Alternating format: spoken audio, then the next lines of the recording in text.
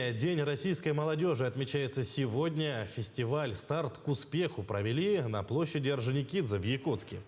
Организаторы подготовили 7 площадок, среди которых ярмарка вакансий, квесты, педагогический гейминг, конкурсы и другие направления.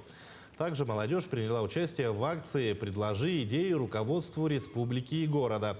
Каждый желающий смог внести свое предложение для улучшения качества жизни населения. Главная цель проекта – помощь молодым людям с трудоустройством и профориентацией.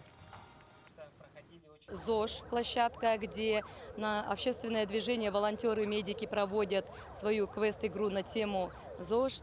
Также наша молодежная ассамблея Республики Саха-Якутия проводит игру «Этноквест».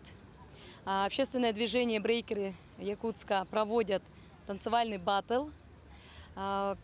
Ассоциация педагогов Республики Саха-Якутия, молодые педагоги, проводят тоже свою площадку на тему образования. И Центр занятости Республики Саха-Якутия города проводит для молодежи ярмарку вакансий.